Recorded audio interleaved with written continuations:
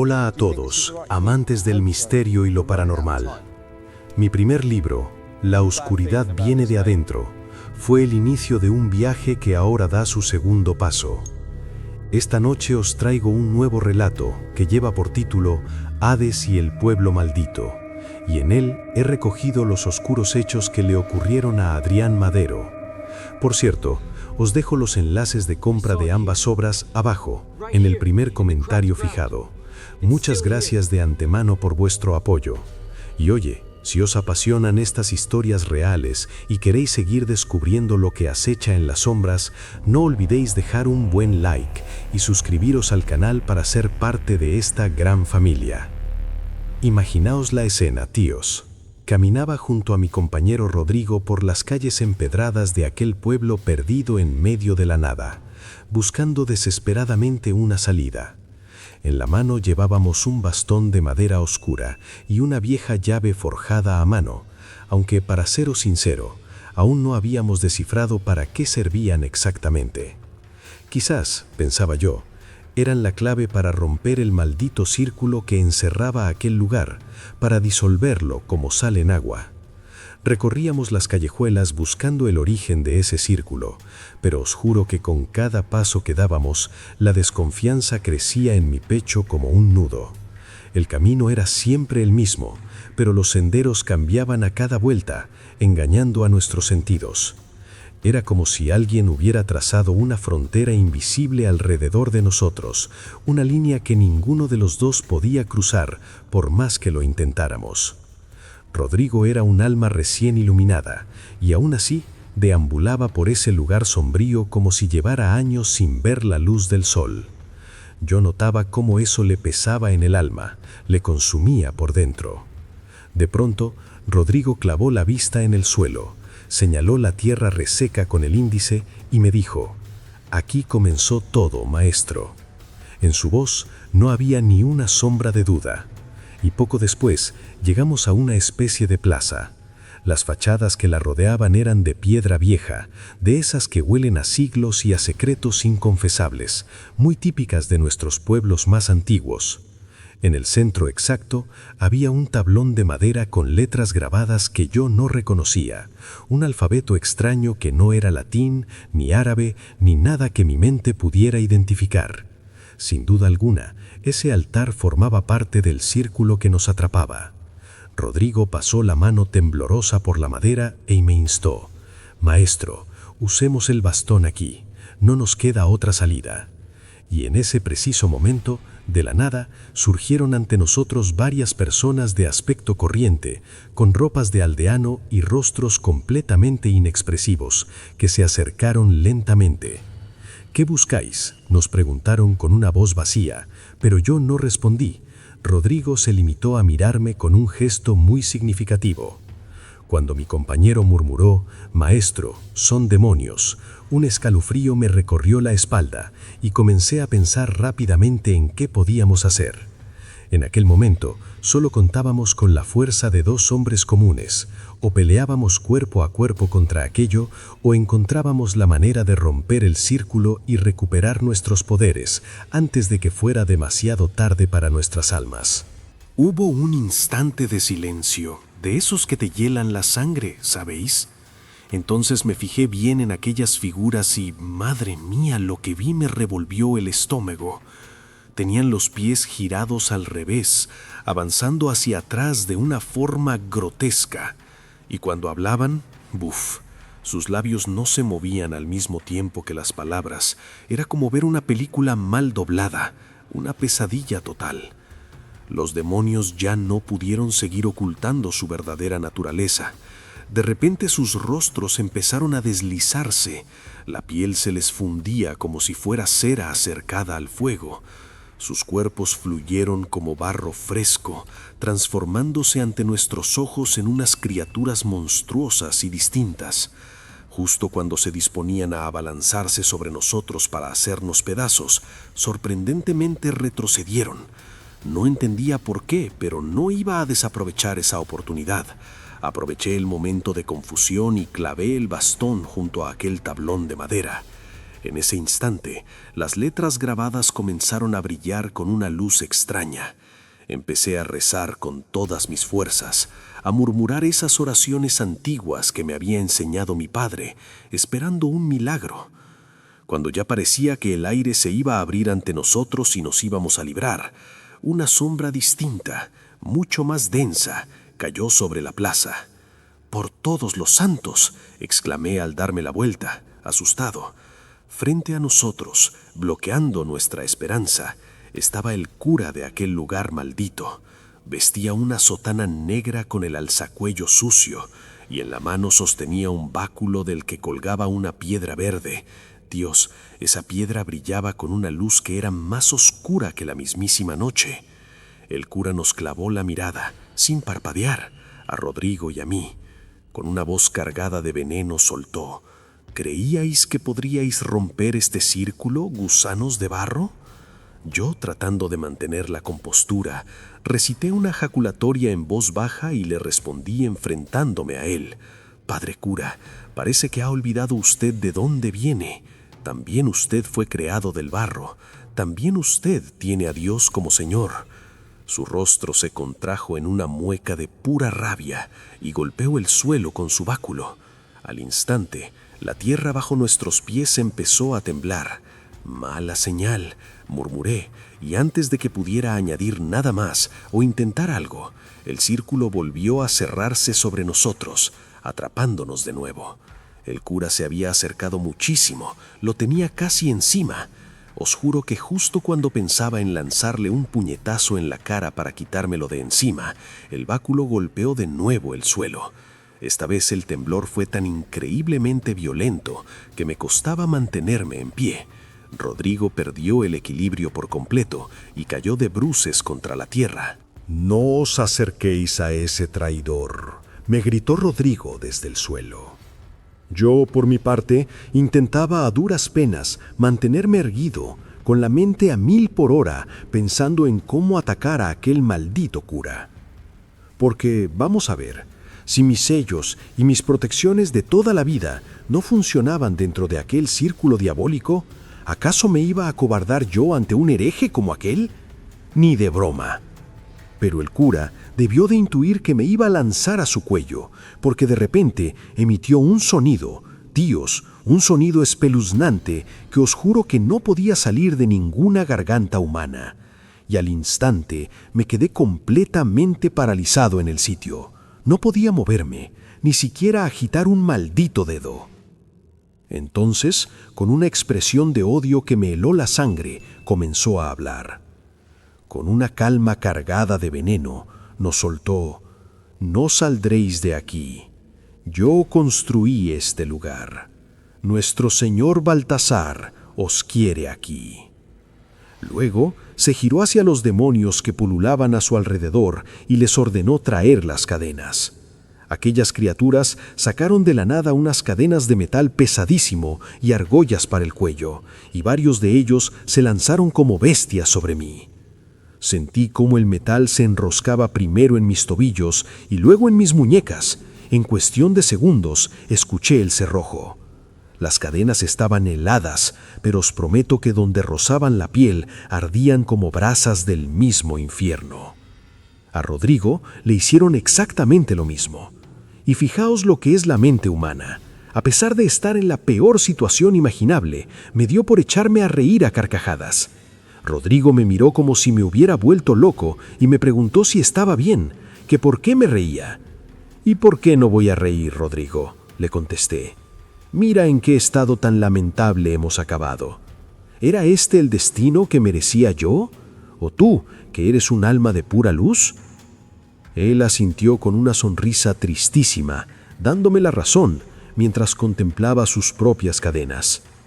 El cura levantó la vista y me miró fijamente. Y os digo una cosa, con todo el respeto que se le supone a un hombre de Dios, en su rostro no quedaba ni una sola chispa de gracia o humanidad.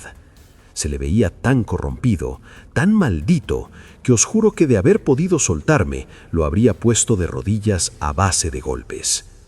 Finalmente, señaló una casa oscura que había justo detrás y sentenció que allí nos quedaríamos hasta que llegara su amo, Baltasar.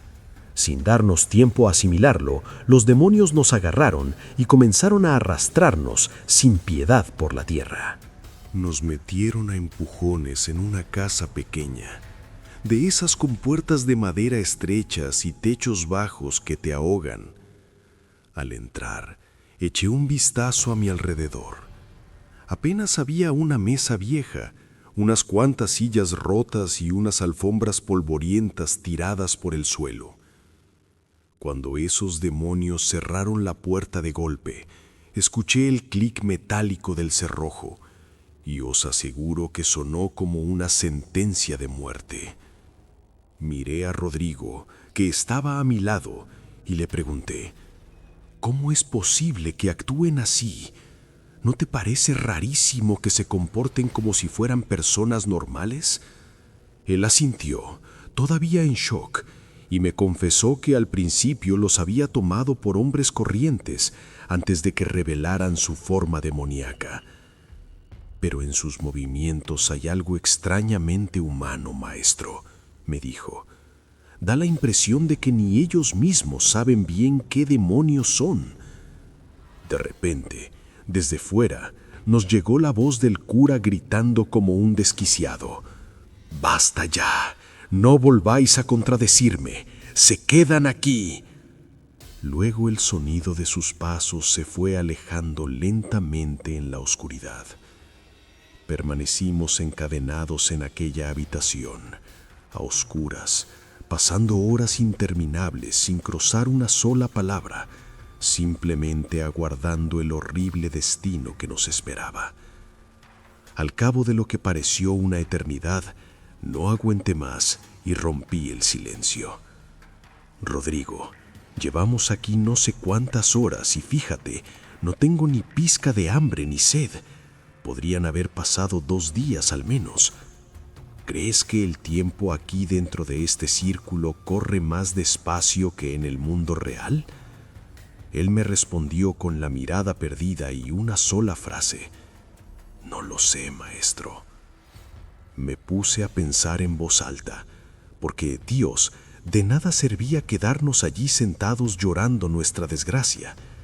«El hombre tiene un límite de paciencia», le dije. «¿Pero sabes lo que hacía el apóstol Santiago cuando lo encarcelaron? Rezaba, y el mismísimo hierro se abrió solo para él. Nosotros también podemos hacer lo mismo». Al escuchar eso, Rodrigo levantó la cabeza, me miró con una chispa de esperanza y, abriendo sus manos encadenadas, dijo: «Entonces recemos, maestro». Alcé los ojos hacia aquel techo desconchado y con un hilo de voz supliqué: «Señor, abre este camino, desata estas cadenas para que podamos caminar. Si estas cadenas nos atan, la boca que anuncia tu palabra quedará silenciada. Permite que la palabra no se rompa antes que las cadenas». Y os juro por lo más sagrado que en ese preciso instante el metal frío de las cadenas comenzó a temblar sobre nuestra piel. Rodrigo abrió los ojos de par en par, alucinado, y susurró: «Maestro, se están deshaciendo». El primer eslabón cayó al suelo de piedra con un sonido metálico ensordecedor que retumbó por todas las paredes de la casa, devolviéndonos la vida. Seguí rezando con los ojos cerrados y con cada oración que pronunciaba, sentía como un eslabón más caía al suelo. Por fin, las malditas cadenas desaparecieron por completo y mis manos quedaron libres. Me levanté rápidamente y me quité los pesados hierros de los tobillos, justo cuando Rodrigo lograba liberarse al mismo tiempo. Lo miré, soltando un suspiro de alivio, y esbocé una sonrisa que él me devolvió. «Ya era hora de verte sonreír», le dije, pero enseguida cambié el semblante y me puse serio. «Ahora es cuando empieza el trabajo de verdad, amigo. Hemos salido de las cadenas, pero ese cura descarriado sigue ahí fuera, y el báculo sigue en sus manos. Le dejé muy claro que para romper el círculo necesitábamos ese báculo sí o sí. Rodrigo asintió, comprendiendo que sin ese objeto no podíamos hacer absolutamente nada. Sabíamos que no íbamos a cometer el estúpido error de salir corriendo a lo loco. Estábamos seguros de que el cura volvería tarde o temprano a comprobar que seguíamos allí encerrados. Cuando llegara, estaríamos preparados para arrebatarle el báculo y deshacer el círculo que él mismo había construido. Pero, al quedar libres, lo primero que necesitábamos era respirar hondo. No era algo sencillo, claro está. Cuando las cadenas te atan físicamente, también te atan los ánimos uno a uno. Te van arrancando algo por dentro. Pensadlo bien. Llevaba años de lucha incansable contra criaturas sobrenaturales y fuerzas oscuras, y tenía que ser un simple cura descarriado quien nos hiciera esto. Sin embargo, el tiempo que pasé encerrado en esa oscuridad me enseñó una sola cosa clara. La piedra verde de su báculo era la fuente absoluta de todo aquel poder. Las palabras del cura por sí solas, por mucho saber que tuviera, no habrían bastado para hacer nada de aquello. El báculo era el instrumento oscuro que convertía sus palabras en hechos físicos. Cuando golpeaba el suelo y la piedra verde brillaba, activaba una especie de cerradura entre el tiempo y el espacio en que nos encontrábamos atrapados. Pero como bien sabéis los que me seguís en el canal, cada hechizo tiene su contrahechizo. Cada cerradura puede abrirse, si no con una llave física, con otro ritual. Y nosotros teníamos nuestra llave más poderosa, la fe. Veréis, el cura era enormemente soberbio, y el orgullo es sin duda el mayor defecto de un hombre así. Justo en el momento en que se siente invencible, es cuando emerge su debilidad. Rodrigo y yo íbamos a explotar exactamente esa grieta. Mi plan constaba de 3 pasos muy claros. Primero, entender a fondo la naturaleza del campo que el cura había creado. Segundo, construir un mecanismo capaz de invertir el proceso que él usaba. Y tercero, provocarle, darle donde más le dolía, para que, ciego de ira y con su propio báculo, se encadenara a sí mismo. El plan parecía sencillo sobre el papel, pero era enormemente difícil de ejecutar. El más mínimo error podría costarnos la vida a los dos. Mientras le daba vueltas en la cabeza a ese plan maestro, os confieso que me vinieron a la mente cosas muy nuestras del pasado de nuestra tierra. Recordé la mismísima conquista de Granada, la paciencia infinita de los mártires españoles que derramaron su sangre, y sobre todo, la fuerza inquebrantable de la oración y de esas palabras breves, sencillas y directas que te salen del alma. Lo que estábamos a punto de hacer era muy técnico, sí, pero cuando unes esa técnica a una fe auténtica, os juro que todo parece volverse mucho más fácil. En aquel momento tan oscuro, la luz espiritual de Rodrigo estaba apagada, pero su mente, chicos, su mente funcionaba a la absoluta perfección. Solo le faltaba recuperar esa mirada profunda que siempre le caracterizó. Fijaos que cuando le asigné su parte del plan, sus ojos se iluminaron de golpe. Rodrigo estaba más que listo para confiar en sí mismo sin ningún tipo de reserva. Mi misión, por otro lado, era un poco distinta. Mi arma se ocultaba en las palabras. Planeaba usarlas en el momento justo, en el lugar exacto, para vencer a ese maldito cura, no con fuerza bruta, sino con un puro juego de inteligencia. Y aquí, familia, tengo que reconoceros un pequeño secreto sobre mí. Además de ser un discípulo del saber espiritual y de lo oculto, siempre he sido alguien que le ha dado muchísima importancia a la formación académica. Mi padre siempre me repetía: «Has de seguir estudiando, hijo, aprende algo útil».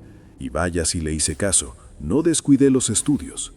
Con los años acabé descubriendo en mí una verdadera pasión por la física. ¿Quién lo diría? Nunca antes en mi vida había tenido una ocasión real de aplicar esos conocimientos científicos a mis casos paranormales, pero ya saben lo que dicen, la vida te depara sorpresas cuando menos te lo esperas. Y si os gustan estas sorpresas que nos da el misterio, recordad darle a suscribirse y dejar vuestro like, que me ayudáis un montón a traer más casos como este al canal. Bueno, a lo que iba. La clave técnica de nuestra trampa estaba en la posición de aquella vieja llave forjada. Resulta que esa llave que habíamos encontrado en el arcón no tenía por sí misma ninguna función milagrosa ni mágica. Su verdadera función, basándome en pura física, era entrar en resonancia con la piedra verde de ese báculo demoníaco y dirigir toda su energía oscura hacia un punto muy concreto. Ese punto estratégico lo había escondido yo mismo dentro de la casa en la que estábamos encerrados. Justo debajo de la mesa coloqué un cuenco de metal y dentro de él una moneda antigua de cobre. Con mucha paciencia había grabado en la moneda una pequeña muesca y dentro de esa ranura oculté un signo especial. Sabía que aunque no podía trazar sellos de protección normales en aquel lugar maldito, ese signo específico se activaría en el breve y crítico instante en que el cura golpease el suelo con su báculo, para luego perder su efecto por completo. Además, cogí los hilos de un tejido de seda que habíamos encontrado en el arcón, los deshilaché y los volví a anudar con cuidado, formando un pequeño canal conductor que dirigiría toda la vibración directamente hasta el cuenco metálico. La idea era que, cuando el cuenco recibiera esa inmensa energía, actuara como un amplificador y la devolviera multiplicada. Esa devolución significaba, en términos físicos, que el propio mecanismo del hechizo de aquel cura arrogante funcionaría exactamente al revés. La trampa, que estaba diseñada para aprisionarnos a nosotros, le aprisionaría irremediablemente a él. Sí, lo sé. La técnica detrás de todo esto era bastante compleja de preparar, pero el principio subyacente era dolorosamente sencillo. Íbamos a convertir la mayor fuerza de nuestro enemigo en su propia y definitiva trampa. Esperamos pacientemente a que llegara la noche, porque, como bien sabéis los amantes del misterio, la oscuridad era el momento en que el cura se sentía más cómodo. Cuando por fin cayó la noche, me asomé a la pequeña ventana y empecé a gritar con todas mis fuerzas: «Padre, por favor, suéltenos. Por el amor de Dios, no podemos con vuestro poder. Libérenos de estas cadenas». Al poco rato, el cura apareció caminando hacia nosotros con su báculo en la mano. Cuando llegó justo al frente de la ventana, volví a llamarle: «Por favor, suéltenos. Reconocemos vuestro poder. Ya no aguantamos más. Déjenos ir. Hemos comprendido que no podemos enfrentarnos a vos. Al menos, perdonadnos la vida». Dios, en ese momento, me fijé en el rostro del cura y era exactamente como yo quería, orgulloso. Ese ego desmedido iba a sernos de gran utilidad. Su primera reacción fue de manual, la que yo esperaba. Se irguió cuán alto era, se alisó la sotana y aferró el báculo con más fuerza, deteniéndose allí, disfrutando de nuestra supuesta humillación. Dio un par de pasos hacia adelante y os juro que sus ojos brillaban casi de satisfacción. Era ahora o nunca. En ese instante, mientras le miraba fijamente desde la ventana, dije en voz alta, a modo de oración desafiante: «Señor, ayúdale», y levanté las manos al cielo. «Las cadenas ya no están, padre cura», añadí con una sonrisa. Madre mía, eso le sacó por completo de sus casillas. Supe al instante que había perturbado su orgullo inconmovible y que su siguiente movimiento era predecible. Iba a golpear el suelo con el báculo para castigarnos. El cura tomó el báculo, apoyó la punta en el suelo y la piedra verde empezó a brillar con más intensidad. De repente, algo aterrador pasó. Todos los sonidos del entorno enmudecieron, y cuando el golpe llegó a la tierra, una chispa se extendió desde el suelo. Y bingo, aquella chispa cayó justo dentro del mecanismo inverso que Rodrigo y yo habíamos construido.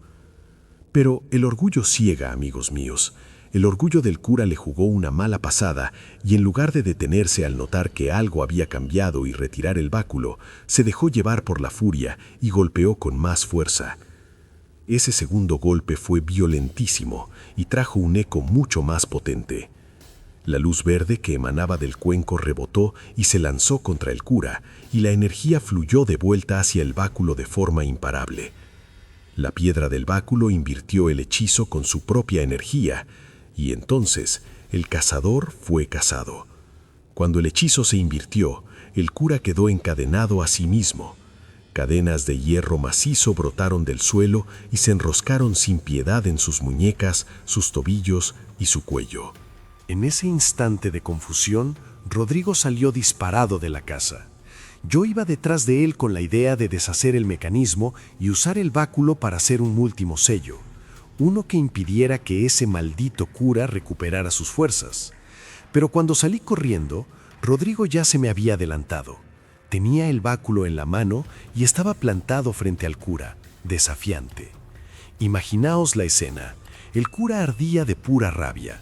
Nos gritaba con su altanería de siempre: «¿Cómo os atrevéis? ¿Quiénes sois?». Intentó llamar a sus demonios, pero nada, no apareció ni uno solo. Yo me acerqué, me puse delante de él y con una sonrisa que no pude ocultar le solté: «¿Qué pasa, padre cura? ¿Le ha explotado el plan en la mano?». El tipo, mascullando que aquello no había terminado, intentó un último movimiento desesperado. Pegó un grito que le salió desde lo más profundo de la garganta e invocó a su señor Baltasar. Os confieso que me puse en guardia, esperando lo peor, pero en lugar del gran demonio, desde las sombras surgió un demonio menor, una criatura rastrera que agarró al cura por los pies y lo arrastró hacia la oscuridad en un abrir y cerrar de ojos. Rodrigo se quedó mirando el báculo que tenía en la mano y me dijo que la luz de la piedra se estaba apagando. Y así fue. La piedra se extinguió de golpe. De repente, el polvo empezó a levantarse del suelo y vi cómo Rodrigo comenzaba a irradiar su luz espiritual poco a poco. «Lo hemos conseguido, amigo», le dije suspirando. El humo negro y asfixiante que envolvía el pueblo se disipó lentamente, dejando paso a la claridad.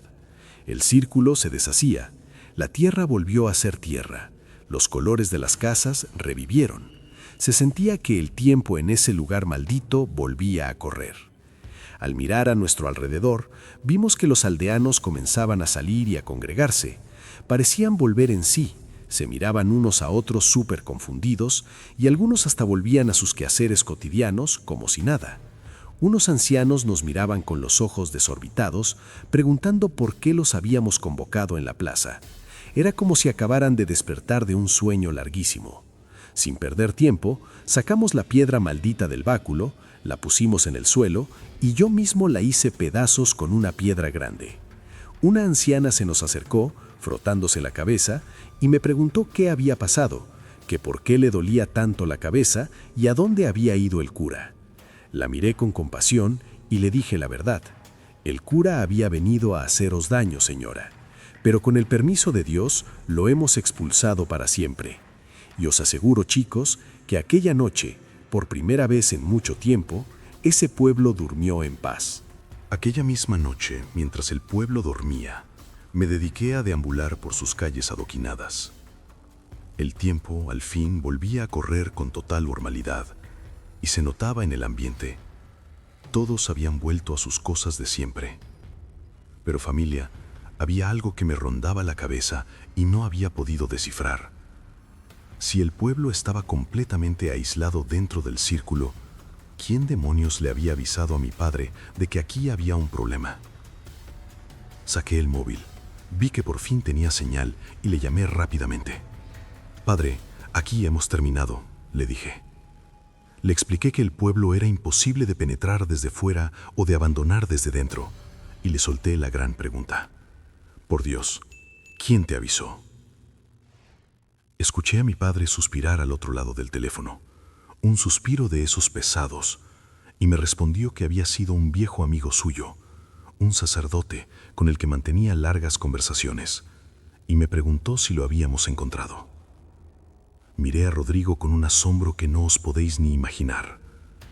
Despacio, tratando de asimilarlo, le contesté: «Padre, el que nos metió en todo este infierno era un sacerdote. Hizo un trato con Baltasar, atrapó a todo este pueblo en el círculo y detuvo el tiempo en los años 50. Nos encerró y hasta nos arrebató nuestros poderes. ¿Estás seguro de lo que dices?». Con firmeza mi padre pronunció unas palabras que me helaron la sangre. «El nombre de mi amigo sacerdote es Diego». Me quedé completamente sin habla. Tragué saliva como pude y le dije: «Padre, Estamos hablando de la misma persona. El sacerdote que nos hizo todo esto se llama también Diego. Entonces mi padre musitó con un dolor inmenso. Ay, ay, así que al final también lo tomaron a él. Le presioné muchísimo para que me explicara qué narices quería decir con eso, pero se limitó a decirme, venid, hijo, ya os contaré, y colgó el teléfono. Desconcertado, miré a mi compañero y le dije, vamos, Rodrigo, el trabajo aquí ha terminado, volvamos a Salamanca. De camino a casa por esas carreteras oscuras, los detalles de todo el plan daban vueltas en mi cabeza sin parar. Tenía unas ganas locas de oír a mi padre, pero lo que más me intrigaba era ese vínculo entre él y el sacerdote, y el misterioso y doloroso lo tomaron. Cuando por fin llegamos a Salamanca, entré en casa, besé la mano de mi padre como siempre, por puro respeto, y me preparé para escucharle. Sabía que lo que tenía que contarme era largo y complicado, así que primero me senté, me serené, preparé un buen café bien cargado y le presté absolutamente toda mi atención. Senté a Rodrigo a mi lado, di un sorbo a aquel café humeante y escuché atentamente a mi padre. Y lo que me contó familia del charro macabro me dejó helado. Resulta que mi padre y Diego se conocían de hacía muchísimo tiempo. Empezaron con charlas de juventud, pasaron a tener debates filosóficos al borde del mar en Santander y acabaron siendo dos hombres que confiaban ciegamente el uno en el otro. Mi padre me explicó que Diego, en el fondo, era una buena persona, un sacerdote que cuando hablaba de religión lo hacía con un entusiasmo especial, muy seguro de sí mismo, pero abierto a todo. Sin embargo, hace un tiempo empezó a notar cambios escalofriantes en él. Su manera de dormir, de hablar, incluso de caminar, todo en él se había transformado. Diego empezó a aislarse del mundo, a distanciarse de la gente e incluso parecía que hablaba consigo mismo por las esquinas. Un día mi padre no aguantó más la preocupación, lo acorraló y le preguntó qué demonios le pasaba. Fue entonces cuando Diego, con el terror asomando en los ojos, le reveló un oscuro secreto familiar. Sus antepasados habían hecho un pacto antiquísimo. A cambio de poder terrenal, se habían comprometido a servir a seres no humanos durante generaciones. Y sí, tíos, esos seres son lo que nosotros llamamos demonios. Diego estaba aterrorizado, sabía que iban a por él y no quería ser tomado por esas entidades. Mi padre, tratando de protegerlo, le dio un consejo arriesgadísimo. Le dijo que no se enfrentara a ellos de frente, sino que fingiera ser como ellos, que se infiltrara para que no lo destruyeran y así poder buscar una salida. Y la historia encajó de golpe.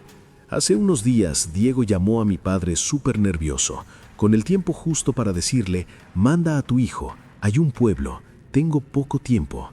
Ahora lo entendía todo. Esas entidades finalmente lo habían tomado.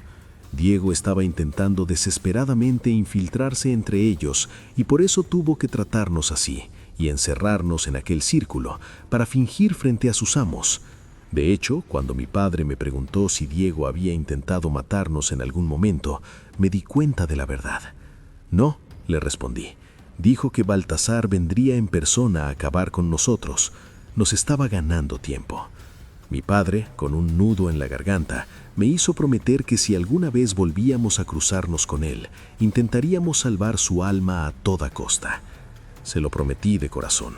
Y justo en ese momento, mis ojos se clavaron en un cuaderno viejo que había sobre la mesa. Le pregunté a mi padre qué era eso, ya que nunca lo había visto por casa.